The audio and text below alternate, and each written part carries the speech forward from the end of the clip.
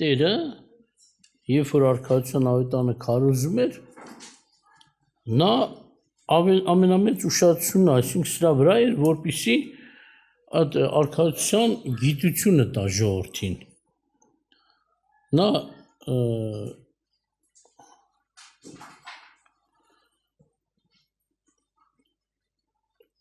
չեն մտածում առաջին նրա նպատակը սա չէր, որ ինչ-որ մեկը բժշկվի, թե ինքը այդ կարողությունը ուներ և անում էր կարիքի դեպքում, սակայն նա ասում էր, ես եկել եմ արքայության ավետանը քարոզեմ և մարդկանց միտք տա, մարդկանց գաղափար տա, գիտություն տա, և երբ որ Տերը խոսում էր, հիշում եք, որ մարդիկ հավաքվում էին, որպեսզի բժշկվեն, բայց խանգարում էին Տիրոջ, և Տերը դրա համար հարմար դիրք էր ընդունում, կամ ասենք նավակի վրայից, կամ որևէ հարմար դիրք էր ընդունում, որպեսզի չխանգարվի քարոզչությանը։ Եվ վերջում, երբ որ Տիրոջը հարցնում էին, երբ է լինելու քո գալստյան և աշխարհի վերջին նշանը, Տերը խոսեց, շատ բաներ խոսեց, բայց այդ նշանների մեջ խոսեց, որ սուտ Քրիստոսներ, սուտ մարգարեներ կգան, անգամ նշաններ, հրաշքներ կանեն և դրանցով մարդկանց կմոլորացնեն։ Ոչ թե միայն Տերը ասեց իր այդ երկրի վրա եղած ժամանակը, այլ նաև Տերը հայտնության մեջ տվեց, որ Հովհաննեսը գրի, տեսավ այդ, որ սուտ մարգարեն հրաշքներ և նշաններ էր անում, որպեսզի մարդկանց գրավի դեպի գազանը, դեպի նեռը։ Եվ այսօր մենք տեսնում ենք, շատերն են, ասում եմ, վազում, բայց որոնց վերջը կորուստ է, չէ, գնում, վազում են, Պողոս առաքյալն ասում է։ Հիմա մենք տեսնում ենք, շատերն են քարոզում, բայց ուշադրություն դարձրեք, ինչ է կատարվում։ Հենց նրանց քարոզչությունը սա է։ Անդադ ասում եմ, որտեղ ես արդեն գրավում է աշխարհը, դրա համար մարդ պետք է դեմ կանգնի այդ ստերին, այդ սխալ քարոզություններին։ Ասենք խոսում են հրաշքներ, նշաններ, վկայություններ, վկայություն ասինքն թե եկեք հենց ասեք, թե ոնց եք բուժվեք, ոնց եք ապաշխարե։ Մեկ եք տեսնես կանչեն մեկին 30 տարի առաջ, 40 տարի առաջ, հիմա ասա ոնց ես ապաշխարե։ Մեկ ժամ կպատմի, մարդ էլ կա, տարբեր ժամանակ պատմա, ամեն անգամ էլ տարբեր բաներ։ Այսինքն իր վկայությունները իրենք ոնց են ընդունում, ումն են ընտրում, որպեսզի վկայի իր դարձի մասին, որի դարձի մեջ հրաշք կամ բժշկություն է եղել։ Հրաշք, նշան կամ բժշկություն է եղել։ Հենց իրենց քարոզների վրա գրում են նշաններ, հրաշքներ, վկայություններ, բժշկություններ։ Դուք ուշադրություն դարձնում եք, այս մարդիկ չեն զգում ոնց են չարին ծառայում։ Իրանց միտքն է, թե Տիրոջ հրաշքների մասին պատմեն, բայց նրանք չեն զգում, որ այս ժողովրդին պատրաստում են հրաշք նշան փնտրող որպես, բժշկություն փնտրող։ Եվ մարդիկ էլ կարծես թե այսպես են մտածում, որտեղ շատ նշան, որտեղ շատ հրաշք, որտեղ շատ բժշկություն, այնտեղ է Աստված։ Եվ ավելի վազում են այն տեղերին, որտեղ որ ինչ-որ նշան է կատարվում։ Անգամ այնքան տրվեցին այդ հրաշք նշանները փնտրելու, որ ինչ կատարվեց։ Անգամ որ ձեռ են դնում մարդիկ պարկում են, էդ էլ համարեցին հրաշք նշան, վազեցին ընկան դևերի ձեռը։ Աստվածաշունչի մեջ այդպես բան չկա։ Ամեն քայլ, ամեն երևույթ գրած էր։ Մարդիկ պետք է օտար լեզվով խոսեն գրած էր, այս ինչ բանը պետք է անեն գրած էր, այն ինչ բան պետք է երևար լինի, մանուկների բերանից պետք է օրություն կատարվի գրած էր։ Բայց դες բան գրած չէ, որ քարոզիչներ ձեռ դնեն ու մարդկանց ուշքի է թան։ Ընկնեն։ Բայց մարդիկ քանի որ քարոզիչների կողմից արդեն պատրաստվել էին, դարձել էին հրաշք նշան փնտրող, բժշկություն փնտրող, վազեցին այդ երևույթին, որտեղ որ տարօրինակ բան է երևում, երմարտկային բան է երևում, նրանք մտածում են դա Աստծուց է։ Այսօրվա քարոզիչներից շատերը մարդկանց պատրաստում են, որ շատ շուտով, այսինքն այդ օրերի մեջ ենք արդեն, որ սուտ մարգարեն եւ գազանը, որ հրաշք նշաններ անեն, մարդիկ ասեն, «Էս Աստծո զորությունը»։ Ու վազեն դրանց։ Այս քարոզիչները պատասխան կտան, որ մարդկանց այդպիսի գաղափար են տվել։ Բժշկություն փնտրել, նշան փնտրել, հրաշք փնտրել։ Աստված բժշկում է։ Այո։ Դուք շատ վկայություն ունեք բժշկությունից, բայց մեր նպատակը դա չի։ Անգամ Պողոս ասում է, Աստված ինձ ուղարկեց ավետարանը քարոզելու։ Ոչ թե գնանք Տեր Աստված մի քիչ զորություն արա, թող մարդիկ իմանան, որ դու մեզ հետ ես։ Բայց այդ չի։ Արքայության ավետարանը պետք է լինի եւ գաղափարը պետք է արքայության լինի, նոր ուխտը պետք է լինի պարզ, որ մարդիկ ուխտը ընդունելու վազեն, արքայությունը ընդունելու վազեն, հիվանդը լինեն, գնան, ապաշխարեն, անգամ եթե Աստված մինչև կյանքի վերջ չբժշկել այս երկրի վրա, ինքը ուխտի համար, արքայության համար գնա Աստծուն, Աստծո համար գնա Աստծուն, ոչ թե բժշկության համար։ Ուրեմն այսօր շատ վատ բաներ են կատարվում։ Հիմա ես ուզում եմ խոսել ուխտ Աստծո հետ, ինչ-որ չափով, որովհետև գիտեք ինչ են անում։ Դանիելի մարգարեության մեջ ասում է, այդ գազանը, այդ կոտոշը, հա, եղջյուրը, որ գազանն էր, վերջին գազանը, աշխատանք արեց եւ այդ աշխատանքը տվեց եկեղեցիներին եւ ուշը դարձրեց, այսինքն ուշադրության կենտրոնում պահեց նրանց, ովքեր որ իր աշխատանքը ընդունեցին, այսինքն ուխտը թողեցին։ Դուք հիշում եք, որ Ադամի պատմության մեջ ասում են, ինչ կատարվեց, լավ համյա պտուղ էր, այստեղ պտուղի հարցը չէր, նրանք ընդունեցին ուրիշ պատգամ, ընդունեցին ուրիշ հասկացողություն, ընդունեցին, այսինքն եթե նրանք ապրեն, ու լավ էլ ապրեն, հետո պետք է ասեն, այ մարդ ինչքան տարի ինք զրկված այս ծառից, Աստված մեզ խաբել էր, չէ՞։ Ով գիտի, Եդեմում քանի տարի ապրեցին, նոր այդ գործը կատարվեց, ժամանակ ասված չի, բայց նրանք ընդունեցին ուրիշ առաջնորդ, ուրիշ գաղափար, ուրիշ մեկին, որը կարող էր առաջնորդել իրենց, ոչ թե միայն Աստված, թեկուզ ասեն համ Աստված, համ ուրիշ օձը, եւ սա նրանց մահացու մեղք համարվեց, ուխտ փոխեցին, նրանք չունեն որևէ մեկին լսելու, նրանց արարիչին պետք է լսեին, եւ հիմա էլ մարդիկ պետք է լսեն իրենց արարչին, պետք է լսեն Հիսուս Քրիստոսին, ուխտի մեջ են, ուխտի պատգամները պետք է պահեն, այսօր շատ բան է կատարում, թեկուզ գրված է, վայ նրանց, որ ուխտ են փոխում, վայ նրանց, որ պատվիրան են փոխում, օրենք են փոխում, բայց ինչ արեցին, եկան սխալ ուսմունքներով եկեղեցիներ փոխեցին, այտենց էլ գրած է, գազանը պետք է գա անօրինության մարդը եւ Աստծո տաճարում նստի, Աստծո տաճարի վերջին օրերի տաճարը, եկեղեցին է, միշտ Սուրբ Գիրքը ասում է եկեղեցում պետք է նստի, Տեր Հիսուսն ասում է այն վայրում, ուր արժան չէր, լավ, եկեղեցին էլ ներին ընդունի,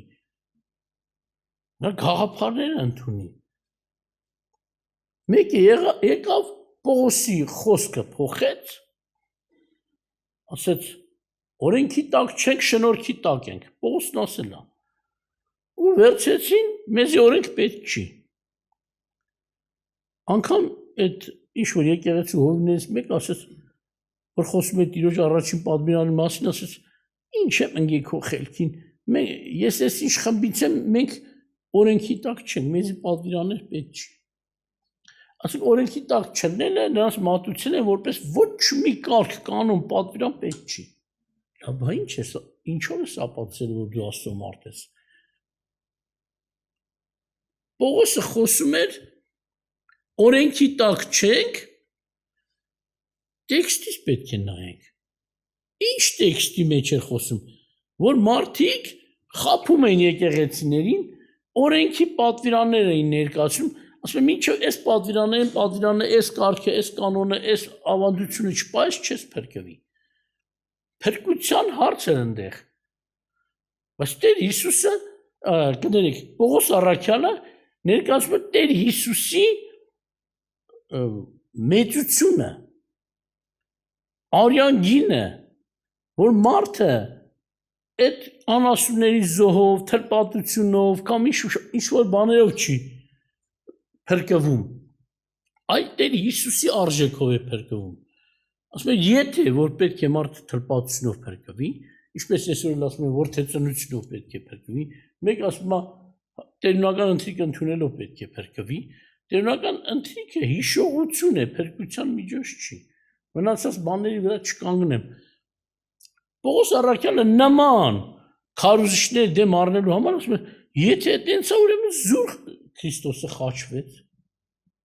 Լավ, եթե թրպատությունով էր փրկությունը, էլ ինչի Քրիստոս եկավ խաչվեց։ Եթե չգողանալով, չշնանալով, նախ ապացուցում է, որ դուք չեք էլ կարա հնազանդվեք օրենքին, որտեղ օրենքը սուրբ է։ Իսկ մարդը մեղավոր, մեղանչական։ Մեղավոր մարդը չի կարող սուրբ օրենք պահել։ Դրա համար Տերը եկավ ձրի ներեց, էլ ներման ձև չկար, բոլորը մեղանչել էին, բոլորը մեղավոր էին, արդար չկար, մեկն էլ չկար։ Դրա համար ասում է, լավ, ոչ արդարին պատվիրում են, գնա թլպատվի, որ փրկվես։ Սա ճշմարտություն չէր։ Արդեն մեղավոր է, թլպատվելով հին մեղքերը կամ ոչ էլ կարող է օրենք պահել թլպատվելով։ Եվ մարդիկ այս Պողոսի հասկացողությունը տեղափոխեցին ուրիշ դաշտ։ Ընդհանրապես օրենք պետք չի։ Եվ Տեր ասում է, ես եկել եմ օրենքը կատարելու, այսօր մարդիկ արդեն գիտեք ինչ, գիտեն, որ մարդիկ լսեն Տիրոջ խոսքը, Տիրոջը նայեն, իրաց չեն լսելու, սուտ քարոզիչները։ Դրա համար ինչ անեն, արդեն հասել են այն ստությամբ, որ ասում են, Տեր Հիսուսը նոր ուխտի մեջ չեր ասում են։ Ինքը ծնվել է իբր թե հին ուխտի ժամանակ, խաչից հետո է նոր ուխտը սկսվել, իր բոլոր քարոզները դարձնում են հին ուխտի հասկացողություն։ Արքայության ավետանը հանում են։ Եվ ասում են, մեզ օրենք պետք չի։ Այդ ոնց է Տեր ասում է, օրենքի ամեն նշանագիր պետք է կատարվի։ Ասում է, օրենքը հավիտենական է։ Օրենքը լույս է։ Պետք է մնա հավիտյան։ Իսկ մարդիկ այն հասկացողություն, որ ասած փրկության համար չի օրենքը, դաստիարակ է, խրատող է, դրին Պողոսի խոսքը հանեցին ընդհանրապես։ Ոնց որ էս հարցում։ Օրինակ Պողոս առաքյալը, երբ որ Հիսուսի արժեքն է դնում, ուխտը, արժեքը, ինչ է ասում։ Ասում է, Աստված աչար չի։ Ինքը տարբերություն չի դնում ազգերի մեջ, տղամարդու կնոջ մեջ, մեծ ու փոքրի մեջ, ազատի ու ծառայի մեջ, ստրուկներն կարող են հավատալ և փրկվել, նրանք որպես մարդ էժան չեն փրկության համար, բոլորի համար նույն արժեքն է տվել Տերը,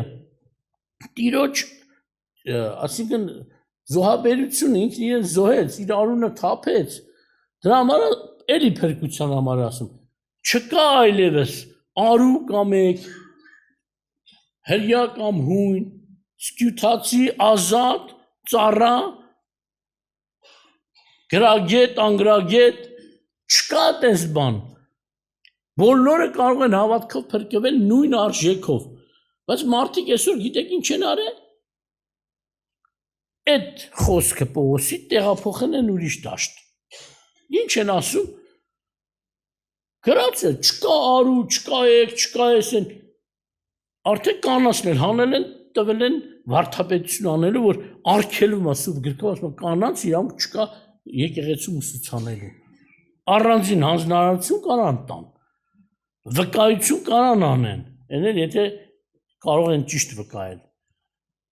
Բայց դրեցին հիմա կանանց դրել են հովիվներ, եպիսկոպոսներ։ Պողոս ասը չկա տարբերություն, համար փրկության համար չկա, բայց որպես ծառայություն ուրիշ բան է, փրկություն ուրիշ բան է։ Վերցեցին տեղափոխեցին ուրիշ դաշտ եւ սկսել են հակառակվել Աստծուն։ Դեր գա։ Դե ամենքին ըստ իր գործերի սուտ վարդապետների դասը կտան։ Անկա զրկվեն փոքր բաների համար, որ ոչնչություն է։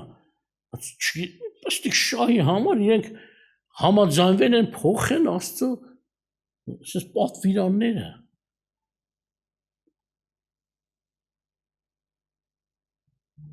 Մեզի օրենք պետք չի։ Ոնց օրենք պետք չի։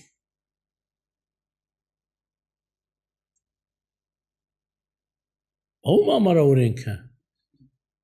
Մարդիկ որտեղ չեն հասկացել, ինչ է նշանակում Աստծո թագավորություն։ Աստծո թագավորությունը։ Ինչ է Աստծո թագավորությունը։ Ժողովուրդ։ Ինչ է թագավորություն։ Թագավորություն ասելով մենք ինչ ենք հասկանում։ Կա թագավոր, կա թագավորի ծառաներ, կա պալատ, թագավորի օրենքներ, կանոններ, պատվիրաններ, ունի զորք, ունի գաղափար, հիմա ասում է սահմանադրություն, բայց թագավորն էլ ունի իր սահմանադրությունը, իր երկրի կարգ ու կանոնը, իր ժողովրդի հետ վարվելու ձևը, ժողովրդին սովորեցնելու առաջնորդելու։ Բայց եթե օրենք կանոն ձեզ պետք չի, լավ, ձեզ պետք չի։ Այսինքն այդ թագավորությունն է թե քաոս։ Ինչ թագավորություն, որտեղ չլինի օրենք։ Ժողովուրդը օրենքը մերժել է։ Այսինքն մարդիկ ավետարանը չեն ընդունել, որտեղ Աստված եկել է, որպեսզի ապաշխարեն թագավորություն ընդունեն։ Նրանք եթե մերժում են թագավորական օրենքը, Հակոբոսը տենց էլ ասում է, եթե դու ուզում ես կատարել թագավորական օրենքը, այսինքն մի գողացի, մի շնացես, մի արային, մի արա, Մովսեսի ձեռով գրած օրենքը, լավ ես անում, բայց եթե աչառություն ես անում, լավ չես անում։ Դու ուզում ես օրենքը պահել, շատ լավ ես անում, բայց եթե դու տարբերություն ես դու մարդկանց մեջ, մեկը մտնում է դալիճը, դնում ես հարուստ ասում ես, օրինակ ուրիշ ձև ես վերաբերվում, աղքատի հետ ուրիշ ձև ես վերաբերվում, աչառություն չլինի, այդ հյուրը ուրիշ բան, ուզում աղքատ լինի, հարուստ լինի, ընդունվում են, առաջ են քաշում, մեր մոտի նստողները չասեն, լտես է, օտար անծանոթ մեկին բերին առաջին տեղը նստուցրին։ Այո, նա հյուր է, պետք է ընդունելության արժանանալ, հլա դուք պետք է ընդունեք նրան։ Շատ է պետք է իրանց տեղը տան այդ հյուրին։ Բայց ինչ ասում Հակոբոսը, եթե մեկը արքայության ավետարան ուզում է պահել, շատ լավ է անում, արքայության օրենքը, թագավորական օրենքը, Տերը ձեզ օրհնի, ուրեմն սրանք շատ կարևոր բաներ են, որ դուք պետք է պահեք, չէ, այսօրին մոլորվելու եք, հրաշք նշանն եք հաշվի առնելու որպես զորություն աստվածային, մեկ էլ նեռը կգա, սուտ մարգարեն կգա, մի հատ հրաշք նշան կանի, և մարդիկ ասեն ահա Աստծո զորությունը։ Կմոլորեն կգնան այդ ստի հետևից։ Եվ մինչ անգամ մարդիկ արդեն որպիսի մարդը չպահի Աստծո կանոններն ու պատվիրանները, այսինքն ինչում որ զգում են, որ իրենց առաջ դրվում է դրա մասին մի բան մտածում են, որ հեչ անեն, ջնջեն։ Լավ, վերջ դուք Աստծո ուխտի մեջ եք, թե չէ։ Եթե ոչ մի բան չեք ուզում պահեք, բայց ուխտը ինչ կանոններով եք պահել, մտել ուխտի մեջ։ Գիտեք ինչ են ասում։ Տեսնում եմ իրաց մոտ քարոզում են, ասում են Աստված մարդու հետ ուխտ չի կապել։ Իբր Հիսուսն ու Աստվածը, Հայր Աստվածն է մենակ իրար հետ ուխտ կապել։ Էդի մեզ չի վերաբերում, ոչ մի պատվիրան, ոչ մի կանոն, ոչ մի ուխտի կետ չկա, որ մենք հանկարծ խախտենք ու մեղք համարվի, ասում են։ Իբր թե բարձրացնում են Հիսուսին, ասում են եթե մարդը խախտի ուխտը, մեղք գործի, ավելի ճիշտ ասած, մեղք գործի, Աստված չի քանդի Հիսուսի հետ ուխտը, ասում են։ Ստում են։ Սա կարդանք այդ ուխտը, որ այդ ուխտը մեզ հետ է։ Հիսուսը մեր քահանապետն է։ Իր ժողովրդով է ուխտի մեջ։ Կամ էլ ասում են Աստված Աբրահամի հետ ուխտ կապեց։ Ստում են, Աստված Աբրահամի հետ հին ուխտ չի կապել, ասում են հին ուխտ։ Աբրահամի հետ նոր ուխտ է կապել։ Ոչ միտեղ չկա հին ուխտի մասին խոսվի Աբրահամը շեշտվի։ Մովսեսով է Իսրայելի հետ կապել։ Աբրահամը ուխտ է կապել հավիտենական փրկության համար։ Եվ իսրայելցիների դեռ ժամանակ Իսրայել չկար։ Եվ Իրանից ծնված մարդկանց հələ անգամ Աբրահամը չգիտեր էլ Իսրայել կոչվի իր սերունդը։ Որտեղ ինքը մահացավ, հələ այդ սերունդը չէր էլ գնացել Եգիպտոս, ոչ էլ բազմացել էին։ Եվ Աստված ուխտ կապեց քո սերնդի եւ քո սերնդով բոլոր ազգերի հետ։ Ուխտում է, որ բոլոր ազգերը քո սերնդով պիտի փրկվեն։ Նոր ուխտի հավիտենական ուխտ էր, որ Աբրահամի հետ Աստված կնքեց։ Նրանք ստում են, ասում են, ոչ մեկ էլ չի կնքել ուխտ։ Մարդիկ հիշում են Աբրահամի ուխտ է կնքել։ Մեկ էլ դա դարձնում են հին ուխտ, որպեսզի նոր ուխտը ջջվի։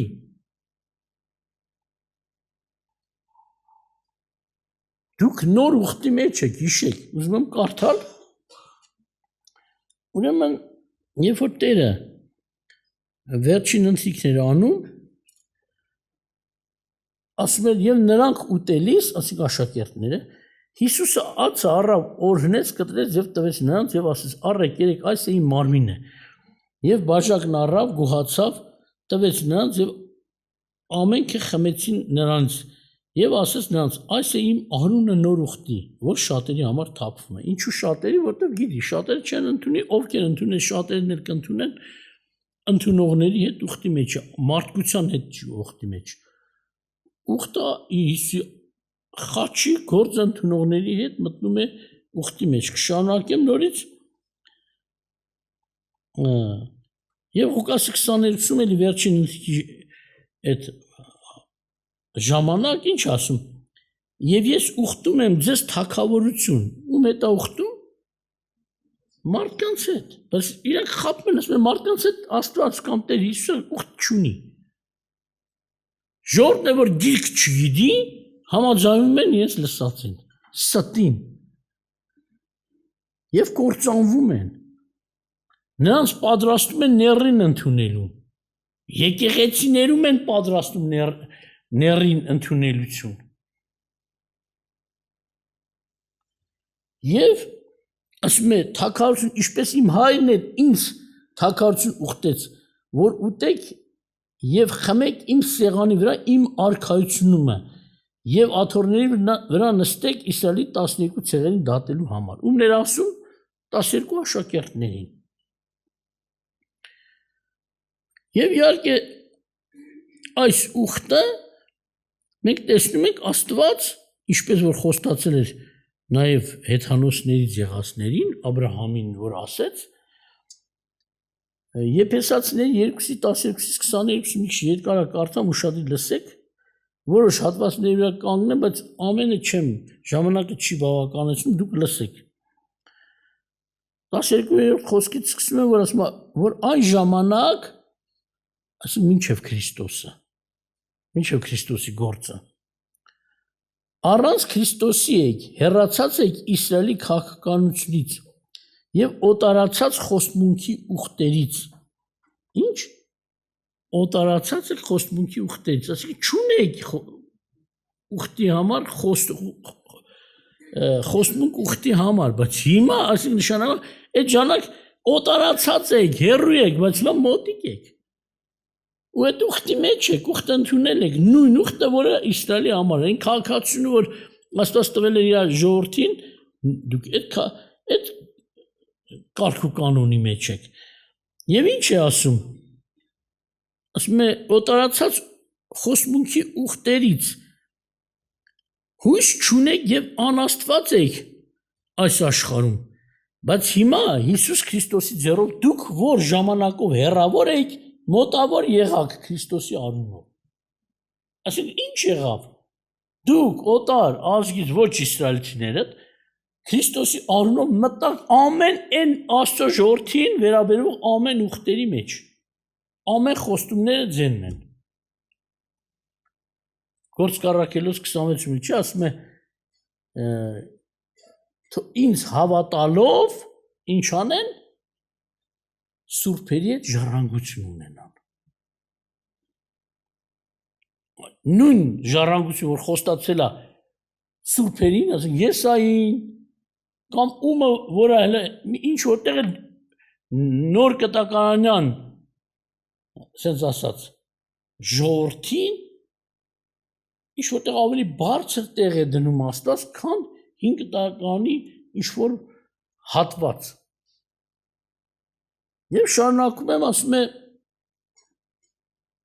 հեռավոր եք, մոտավոր եղաք Քրիստոսի անունով,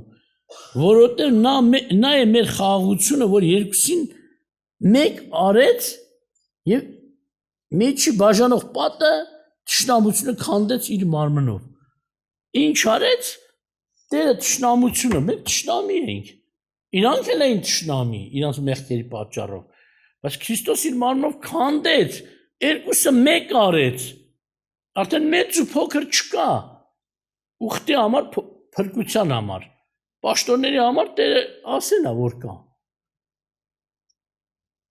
Ամենքը նույն պաշտոնը չունեն, բոլորը առաքյալներ չեն, բոլորը մարգարեներ չեն, բոլորը ավետանիչ չեն, բոլորը հրաշքնշան գործողներ չեն, բոլորը եւ այլ պարգևներ, որ ասում է։ Սա պարգևների հարց է, որ բոլորը նույնը չեն, բայց պարգևները ավելի ցածր արժեք են, քան փրկության արժեքը։ Փրկվածին է պարգև տրվում, բայց պարգև ունեցողը չի երաշխարում, որ պետք է փրկվի։ Ինչպես Բաղամը, գործում էր պարգև ուներ, բայց ասում է, ամբարշտի մահով մեռավ։ Հուդան պարգև ուներ, բայց սարսափելի մահով մեռավ։ Դրա համար փրկությունը ավելի մեծ արժեք է, որ դուք ստացել եք, քան ասեն պաշտոնը, որ ասեն մեկը քարոզիչ է, դրանով չի մեծանում։ Նա Քրիստոսի արժեքով հավասարում է ձեզ։ Ուրեմն ուզում եմ շարունակեմ, ինչ ասում։ Ասում է թշնամությունը քանդեց իր մարմնով, այսինքն երկուսի մեջ տեղել։ Հրյանն էլ էր Աստծո թշնամին, Հեթանոսն էլ էր Աստծո թշնամին։ Ինչու՞։ Մեղքի պատճառով։ Մենք մեր մեղքերի պատճառով հրյանն էլ գիտեք։ Ուխտում անգամ Աստված մեղքի պատճառով նրանց գերության տարավ։ Մատնեց ավելի ճիշտ։ Թշնամի էին իրենց գործերով, բայց Քրիստոսի խաչով նրանց էլ հեթանոսությունից եկածներին էլ Աստված թույլ տվեց, որ Քրիստոսի մարմնով քանդվի այդ թշնամությունը։ Եվ ասում է հրամաններով դրված պատվիրանքների օրենք խափանելով որ իրենով երկուսին մեկ նոր մարդ ստեղծեն, խաղություն անելով, արդեն մեծ ու փոքր չկա, հավասար են, և երկուսին մեկ մարմնով հաշտեցին է Աստծո հետ իր խաչով, թշնամությունը նրանով սպանելով, և եկավ ավետարանեց խաղություն ձեզ հեռավորներին և խաղություն մոտավորներին, ասին ձեզ էլ Իսրայելին է, նույն գործը, չբարձրացրեց նրանց, ձեզ էլ ցածրացնի, բոլոր իր ընտանիքի անդամներն են, և ասում է, որովհետև նրանով երկուսից մեկ հոգով ունենք մոտենալ հոր մոտ, ուրեմն այսուհետև օտար և պանդուխտ չեք, այլ սուրբերի հետ քաղաքացիներ և Աստծո ընտանիքներ, առաքյալների և մարգարեների հիման վրա շինված, որի անկյունի գլուխը Հիսուս Քրիստոսն է, որ նրանում բոլոր շինվածքը միասին հարմարված աճում է, որնի սուրբ տաճար Տերով, նրանում և դուք էլ, որ նրա հետ, ասինքն որպես տաճար շինվում եք,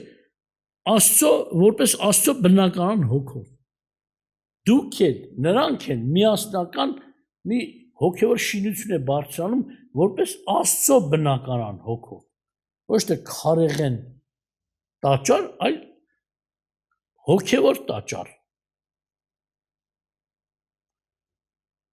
և նորից կարդում եմ, որպեսզի դուք չմոռանաք սա, բայց գիտեք ինչ, այսօր հետաքրքիր էր, մի քանի օր առաջ եղած խոսքը, որ շատ կարևոր է, ժողովի մասնակիցներից հարցրեցի մի քանի օր, ինչի մասին էր, մոռացել եմ, սենց թեմա եղավ, այս թեմայի հետ կապած ինչ ասվեց, չեն կարող ասել, մեկը կիսատ պրատ մի բան ասեց, հետո ասում ենք ժողովին եղել ենք, լսել ենք, դենց են մեզանից շատերը, եթե պիտի մոռանանք, Աստված ինչու է այս գործը կազմակերպում, ինչի է ուզում իր ժողովրդին գիտությունով լցնի, իր ուխտի գիտությունով, իր թագավորության գիտությունով, գնացեք, բոլոր ազգերը աշակերտեք, մկրտելով որ որդու և Սուրբ Հոգու անունով և նրանց սովորեցրեք պահեն այն ամենը, ինչ որ ձեզ պատվիրեցի, պահեն, հա որ չեն հիշում, որտեղից պահեմ, շատ են ասում, շատ մոռացկոտ եմ, դրանով չարդարացած, որ մի քիչ առաջ եղբայրը կարդաց, եթե մեկին ասեմ պիտի ապրես, բայց ինքը գնա ամբարշտություն անի, պիտի դատվի, ամբարշտություն անելու հող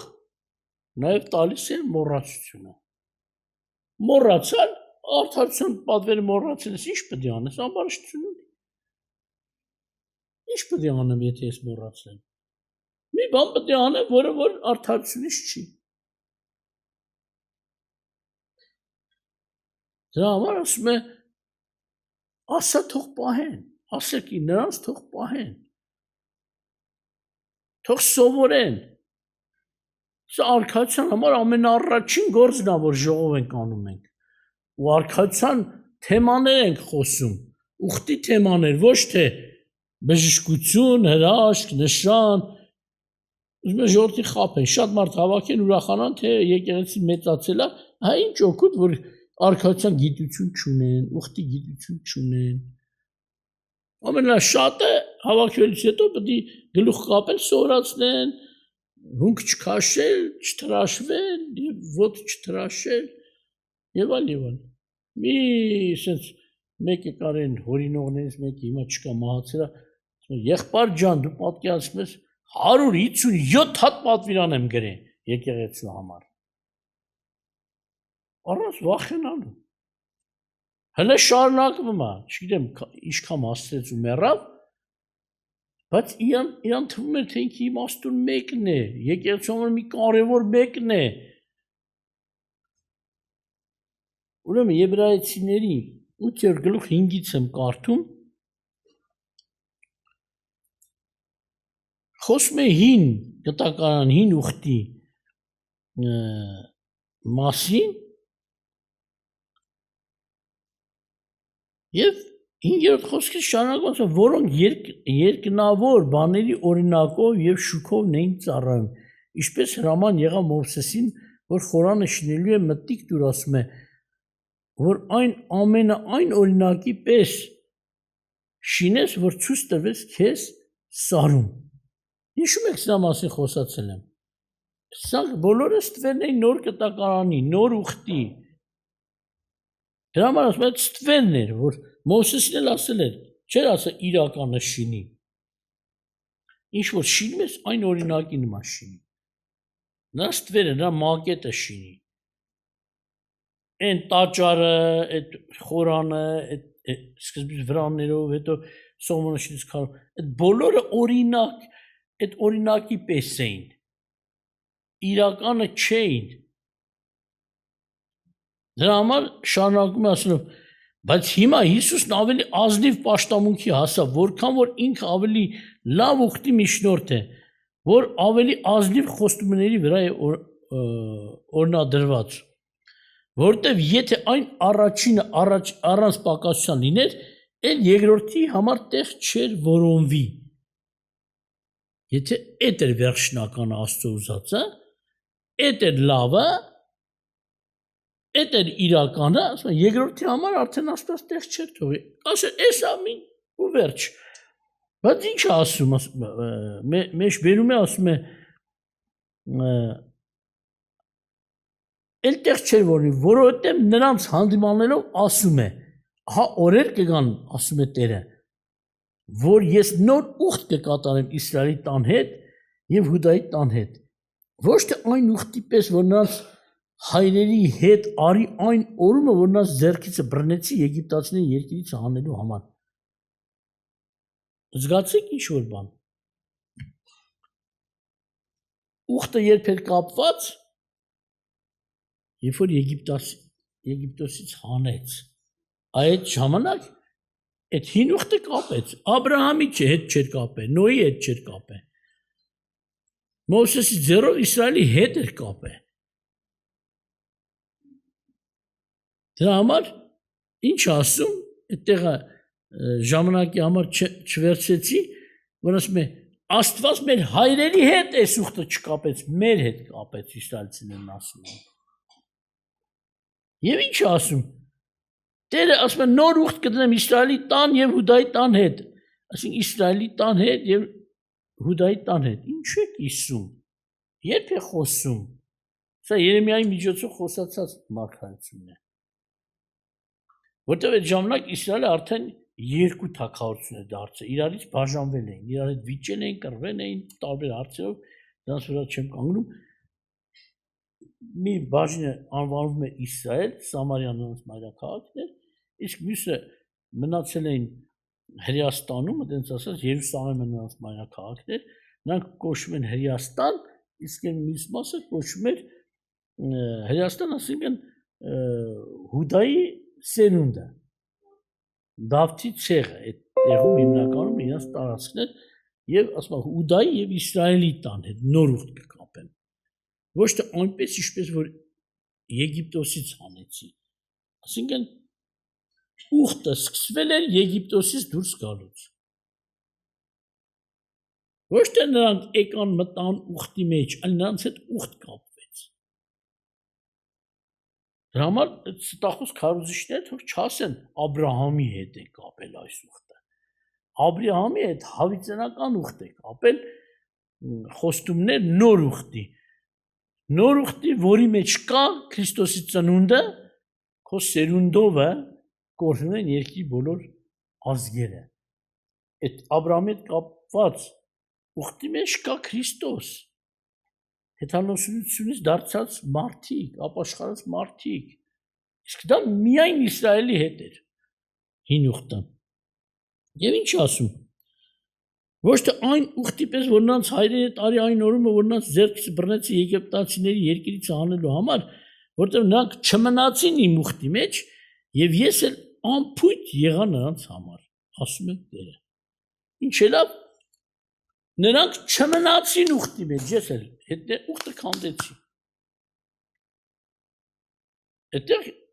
Երեմիան ասում որ ամուսնական կապով էի կապվել նրանց հետ, այսինքն դրան մա որ անբաժան լինենք, բայց նրանք չպահեցին, ես էլ անփույթ եղա։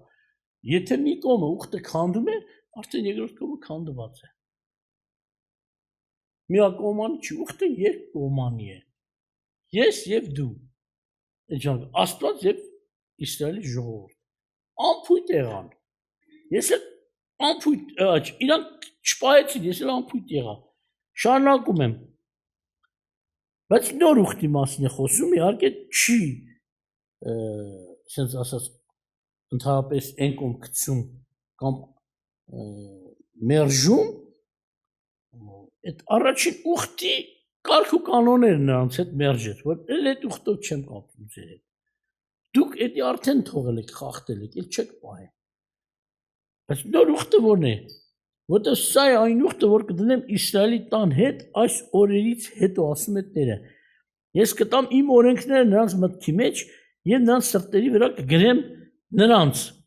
Եվ նրանց կլինեմ Աստված, եւ նրանք կլինեն ինձ ժողովուրդ։ Ինչ հետաքրքիր է։ Ասում այն օրենքը, որ այսօր շատերը մերժում են, ասում են մենք օրենք չենք ուզում։ Նոր ուխտի մեջ մտածների սրտում պիտի լինի։ Ինչու՞։ Ասում սա ինչ է նշանակում։ Օրենքը գրված է դրսից։ Մարդը մեղավոր, կարդում էր, թևից էր կապում, ճակատից էր կապում, դոշից էր կախում, պատերին էր կպցնում, որպեսզի հիշի պահի, բայց ուժից վեր նրանք չէին զանազանում, որ իրենք անուժ են, մեղանչական են, օրենքը սուրբ է, բայց հիմա ինչ եմ անելու։ Իմ օրենքը դնելու եմ նրանց սրտի մեջ։ Այսինքն ինչ։ Նրանց բնույթն է փոխվելու, նոր բնություն են ստանալու։ Արդեն օրենքը դրսում չի, որ նայեն չկան կատարեն։ Իրանց բնության մեջ կա այդ սուրբ օրենքը, ինչպես մեր։ Աստված վերստի ծնունդ տալով աստվածային բնություն է իջեցնում մեր մեջ, որպեսզի մենք կարողանանք օրենք պահել, ոչ թե օրենք ջնջել։ Այո, առաջ չենք կարողանում պահել, բայց հիմա կարողանում ենք, որտեղ վերստին ծնված ենք եւ Սուրբ Գիրքը ասում է վերստին ծնվածների համար Աստծո պատվիրանները ծանր չեն, բայց այդ ժամանակ ծանր էին։ Ինչպես այսօր շատ քարոզիչներ այս բանը չհասկանալով ինչ են անում, գնում են օրենք են քարոզում, մի անգամ Թիֆլիս գնացի, շատ եմ գնացի իրանց հետ, բայց այդ մի անգամի համար եմ պատմում, եկեղեցի կար։ Եվ ճանապարհին գնացքի մեջ սենց ասեց։ Այդ պատասխանատու սարկավակ էր։ Ասում միլաց եղբայր խնդրում եմ էլի, հանգարց որ դու պետք է քարոզես, բայց հանգարց օրենք չքարոզես։ Բանը, շնորհք չքարոզես։ Մենակ օրենք։ Այսինքն ինքը գիտեր, որ ասում է շնորհքի տակ եք, օրենքի տակ չեք, այդ հասկացողությունով պետք է քարոզվի։ Ես ասացի դե քո ինա դու հենց շնորհք եմ խոսալու։ Ու բացատրեցի, որ շնորհքը մեզ ազատում է, Տիրոջ շնորհքը մենք ազատում է մեղքից, չարից։ Եվ շնորհք է տալիս մեզ Աստված, որ մենք կարողանանք օրենք պահենք։ Էդի անշնորհքություն է, որ ասում են օրենքը մեզ պետք չի։ Անշնորհքություն է, որ Աստծո օրենքը, սուրբ օրենքը ջնջում են։ Այո, մենք շնորհքով փրկվանք եւ կարող ենք Աստծո պատվիրանները պահել։ Օրենք պահել, վերջում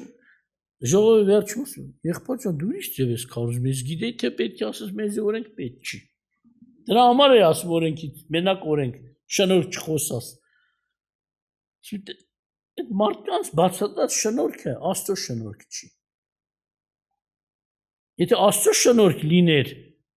նաև օրենքը մեզ կմոտեցներ։ Օրենքը սրտում կդնի շնորհքը։ Աստված իր շնորհքով է դնում։ Մարդը մեղավոր, օրենքը արդար, սուրբ, չի կարողանում պահել։ Բայց Տերը ջուրը սարքեց գինի։ Մի բան դրեց ջրի մեջ, խոսքով, ոչ թե ինչ-որ լուծույթ դրեց։ որ գինի ջուրը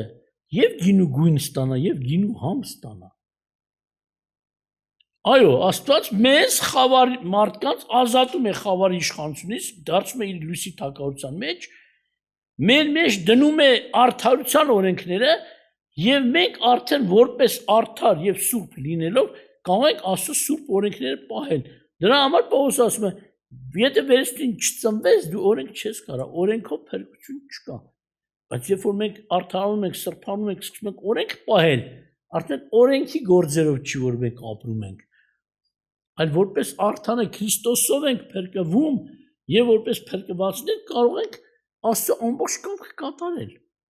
օրենք էլ պահել։ Աստված ձեզ շատ օրհնի։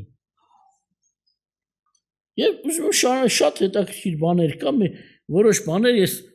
հիմա ուղղակի կա, համարները մոտ է գրքի մեջ, գիտե, գիրք ունեմ ես։ Կարող եմ կարդալ, ուղղակի ժամանակի համար ուզում եմ ուղղակի հիշեցնել բանավոր։ Եվ ասում է, ինչ ասում, եւ նրանցից ամեն մեկը չի սովորեցնի իր ընկերին, որ եւ ոչ է ամեն մեկ իր եղբորը եւ ասի ճանաչիր Տիրոջը, որտեվ ամենն էլ կճանաչեն ինձ նրանց փոքրից մինչեւ մեծը, որտեվ նրանց անօրինությունները ներող կլինեմ եւ նրանց մեղքերը եւ նրանց անօրինությունները այլևս չեմ հիշի։ Իսրայելի համար է ասում։ Նրա նոր ասելով այն առաջինը հնացրեց եւ այն որ հնանում եւ ծերանում է մոտ է ապականության, ուրիշն ասում մեռավ։ Հին ուխտը մեռավ։ Այսինքն հին ուխտը կատարվեց գառի արյունով եւ ասում անգամ Մովսեսը երբ որ բանը սարքեցին, ինչ արեց զոպայով արյունը սրսկեց բոլորի վրա, պաշտամունքի առարկաների վրա եւ իրանք այդ գառը իրանք համար անգին էր, այսինքն այն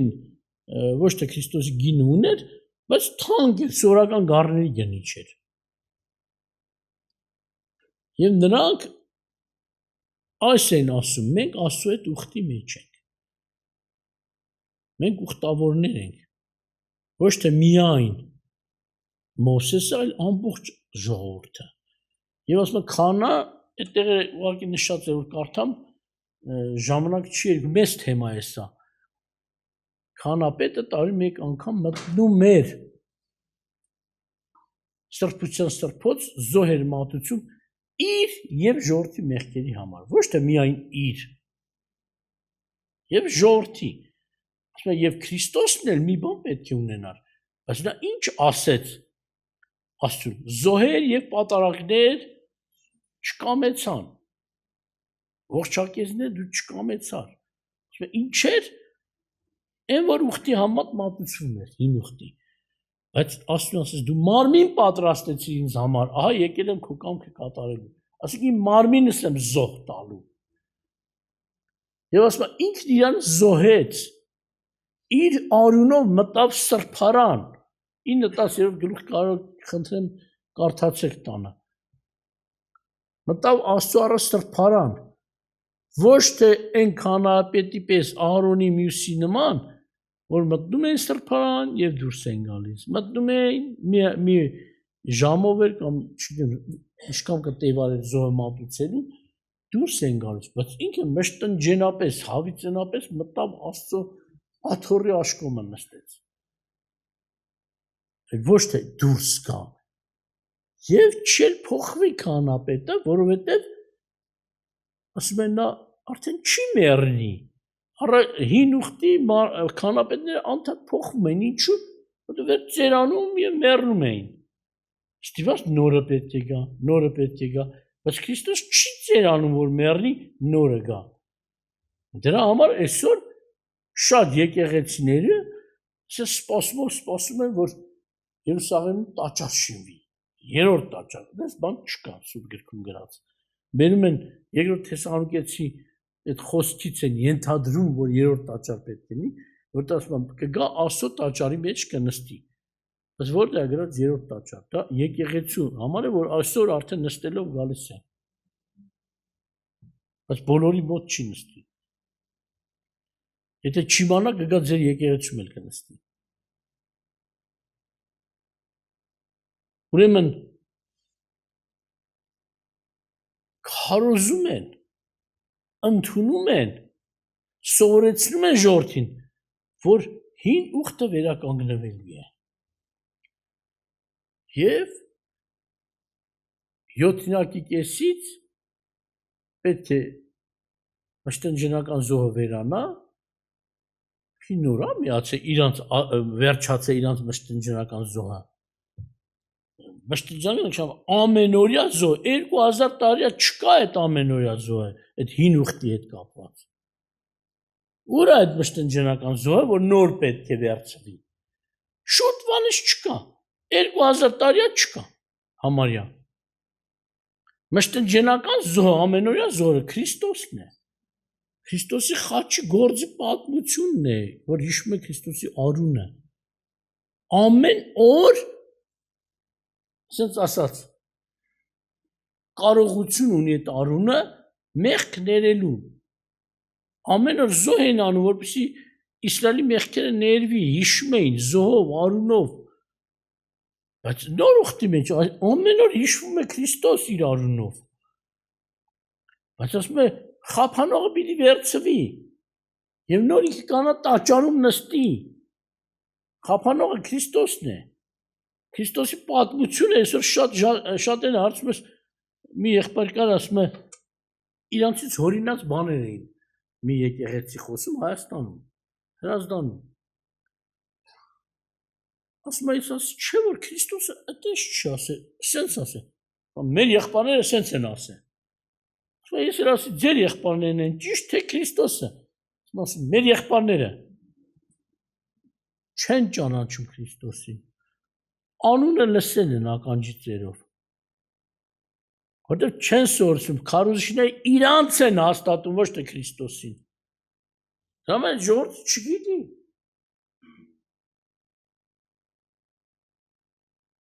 Եվ ինչ արեց։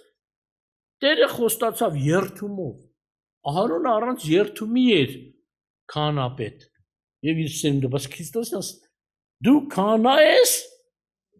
Մելքիսեդեկի կարգի պես հավիցրական քահանա ես։ Այսինքն դուք պատկերացնում եք այսօր եկեղեցիների չարությունը։ Ես եկեղեցիների մասն եմ, որտեղ անհավատ այս բան չի քարոզում։ Ասում են տաճար կշիվի։ Սենց կլինի, նես կլինի։ Այսինքն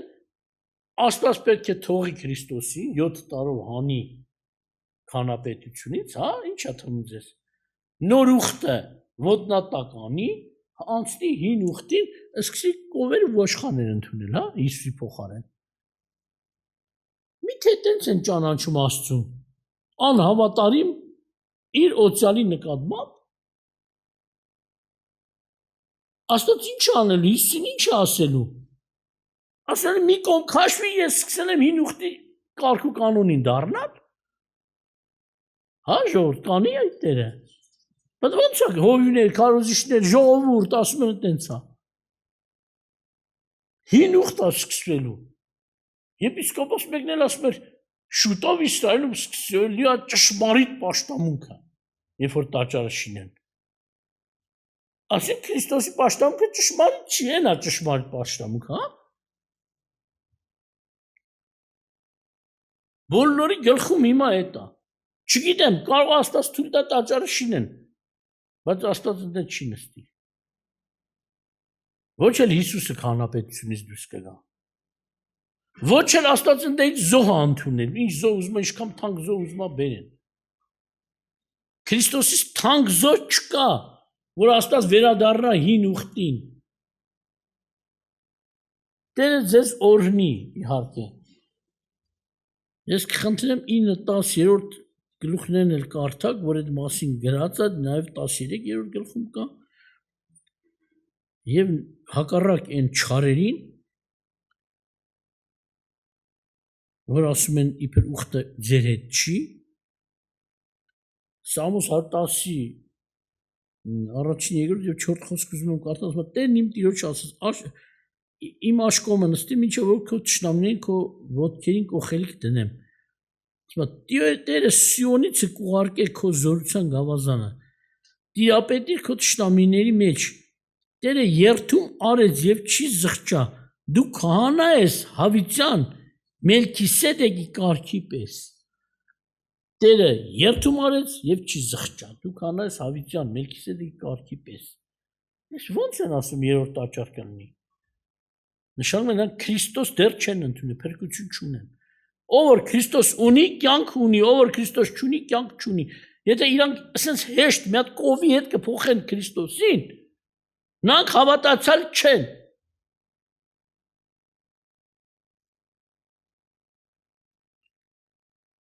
Հռոմեացի 1:31-32-ը կարդամ ու վերջացնեմ։ Անմիտներ, ուխտադրուժներ, անգութներ, անհաշտներ, անողորմներ, որ Աստծո իրավունքները հասկանալով, թե այսպիսի բաներ գործողներ մահի արժան են, ոչ թե միայն այս բաները անում են, այլ գործողներն էլ մասնակից են լինում։ Պատկերացնում եք։ Այդ ո՞նց է, որ ասում են, մարդը ուխտի մեջ չի Աստծո հետ։ Ուխտի մեջ չեղողին Աստված դիմանի կասի ուխտադրուժներ։ Հա? Կամ ասում մենք օրենքի տակ չենք։ Օրենքով է մեղքը ճանաչվում։ Իրավունք է բացահայտում օրենքը։ Այդ ո՞նց է ասում, Աստծո իրավունքները իմանալով ինչ են անում։ Խախտում են այդ իրավունքը, օրենք են խախտում։ Եվ մասնակից են դեսներին։ Ո՞նց են ասում մենք օրենքի տակ չենք։ Մենք օրենքի տակ չենք, այո, բայց օրենքը պահում ենք։ Օրենքի տակ չենք, բայց օրենքը մերն է։ Աստծունն է ուրեմն մերն է, մեր հորն է ուրեմն մերն է։ Հիսուս օրենք պահեց, մենք էլ ենք պահում օրենք։ Ոչ թե այն իմաստով որ փրկվենք,